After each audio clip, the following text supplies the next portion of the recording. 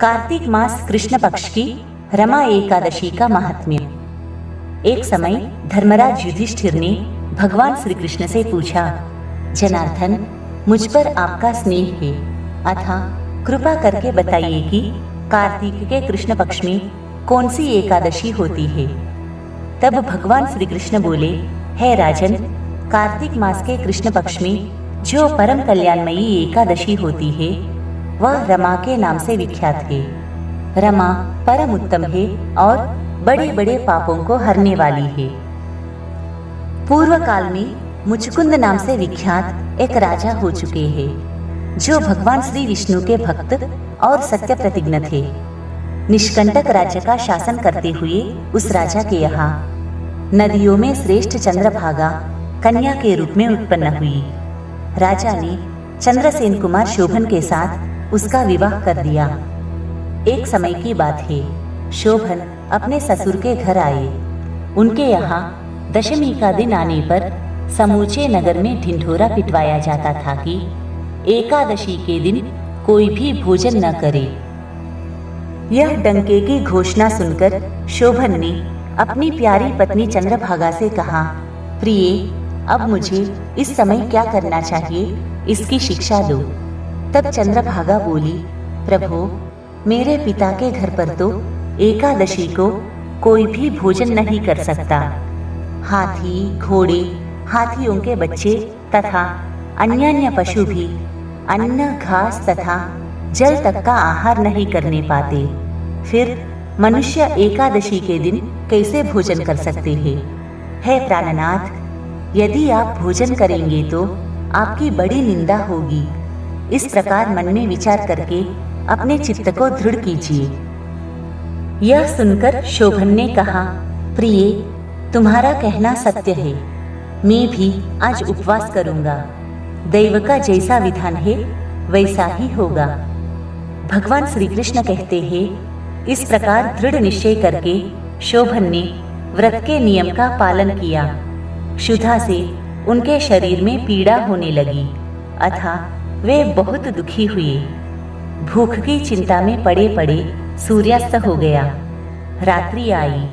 जो हरि पूजा परायण तथा जागरण में आसक्त वैष्णव मनुष्यों का हर्ष बढ़ाने वाली थी, परंतु वही रात्रि शोभन के लिए अत्यंत दुखदायिनी हुई। सूर्योदय होते होते उनका प्राणांत हो गया। राजा मुचुकुंद ने राजोचित काष्ठों से शोभन का दाह संस्कार कराया। चंद्रभागा पति का पारलौकिक कर्म करके पिता के ही घर पर रहने लगी। हे नृपश्रेष्ठ, रमा नामक एकादशी के व्रत के प्रभाव से शोभन मंदराचल के शिखर पर बसे हुए परम रमणीय देवपुर को प्राप्त हुआ। वहां शोभन द्वितीय कुबेर की भांति शोभा पाने लगा। राजा मुचुकुंद के नगर में सोम शर्मा नाम से विख्यात एक ब्राह्मण रहते थे। वे तीर्थ यात्रा के प्रसंग से घूमते हुए कभी मंदराचल पर्वत पर गए। वहां उन्हें शोभन दिखाई दिए। राजा के दामाद को पहचानकर वे उनके समीप गए। शोभन भी उस समय द्विजश्रेष्ठ सोम शर्मा को आया जानकर शीघ्र ही आसन से उठकर खड़े हो गए और उन्हें प्रणाम किया। फिर क्रमशः अपने ससुर राजा मुचुकुंद का, प्रिय पत्नी चंद्रभागा का तथा समस्त नगर का कुशल समाचार पूछा। तब सोम शर्मा ने कहा, राजन, वहाँ सबकी कुशल है।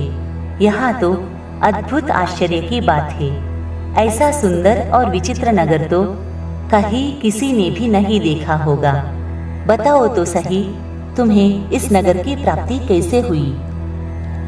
यह सुनकर शोभन बोले, हे द्विजेंद्र, कार्तिक मास के कृष्ण पक्ष में जो रमा नाम की एकादशी होती है, उसी का व्रत करने से मुझे ऐसे नगर की प्राप्ति हुई है। हे ब्रह्मन, मैंने श्रद्धाहीन होकर इस उत्तम व्रत का अनुष्ठान किया था, इसलिए मैं ऐसा मानता हूँ कि यह नगर सदा स्थिर रहने वाला नहीं है। आप मुचुकुंद की सुंदरी कन्या चंद्रभागा से यह सारा वृत्तांत कहिएगा। शोभन की बात सुनकर सोम शर्मा ब्राह्मण मुचुकुंदपुर में गए और वहां चंद्रभागा के सामने उन्होंने सारा वृत्तांत कह सुनाया। सोम शर्मा बोले, शुभे, मैंने तुम्हारे पति को प्रत्यक्ष देखा है तथा इंद्रपुरी के समान उनके दुर्धर्ष नगर का भी अवलोकन किया है। वे उसे अस्थिर बतलाते थे, तुम उसको स्थिर बनाओ। तब चंद्रभागा ने कहा, ब्रह्मर्षि, मेरे मन में पति के दर्शन की लालसा लगी हुई है, आप मुझे वहां ले चलिए। मैं अपने व्रत के पुण्य से उस नगर को स्थिर बनाऊंगी। भगवान श्री कृष्ण कहते हैं, राजन, चंद्रभागा की बात सुनकर सोम शर्मा उसे साथ लेकर मंदराचल पर्वत के निकट वामदेव मुनि के आश्रम पर गए। वहां ऋषि के मंत्र की शक्ति तथा एकादशी सेवन के प्रभाव से चंद्रभागा का शरीर दिव्य हो गया तथा उसने दिव्य गति प्राप्त कर ली। इसके बाद वह पति के समीप गई। उस समय उसके नेत्र हर्षोल्लास से खिल रहे थे। अपनी प्रिय पत्नी को आई देखकर शोभन को बड़ी प्रसन्नता हुई। उन्होंने उसे बुलाकर अपने वाम भाग में सिंहासन पर बिठाया। तदनंतर चंद्रभागा ने हर्ष में भरकर अपने प्रियतम से यह प्रिय वचन कहा, हे नाथ, मैं हित की बात कहती हूँ, सुनिए। पिता के घर में रहते समय जब मेरी अवस्था 8 वर्ष से अधिक हो गई, तभी से लेकर आज तक मैंने जो एकादशी के व्रत किए हैं और उनसे मेरे भीतर जो पुण्य संचित हुआ है, उसके प्रभाव से यह नगर कल्प के अंत तक स्थिर रहेगा तथा सब प्रकार के मनोवांछित वैभव से समृद्धिशाली होगा।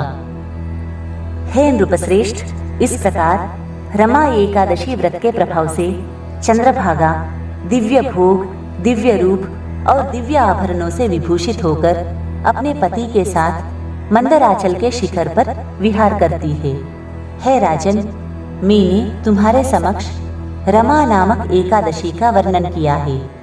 यह चिंतामणि तथा कामधेनु के समान सब मनोरथों को पूर्ण करने वाली है। मैंने दोनों पक्षों के एकादशी व्रतों का पापनाशक महात्म्य बताया है। जैसे कृष्ण पक्ष की एकादशी है, वैसी ही शुक्ल पक्ष की भी है। उनमें भेद नहीं करना चाहिए। जैसे सफेद रंग की गाय हो या काले रंग की, दोनों का दूध एक सा ही होता है। इसी प्रकार दोनों पक्षों की एकादशियां समान फल देने वाली है। जो मनुष्य एकादशी व्रतों का महात्म्य सुनता है, वह सब पापों से मुक्त होकर श्री विष्णु लोक में प्रतिष्ठित होता है। इस प्रकार रमा एकादशी की व्रत कथा तथा महात्म्य भगवान श्री कृष्ण ने धर्मराज युधिष्ठिर को कह सुनाई। जय श्री कृष्ण।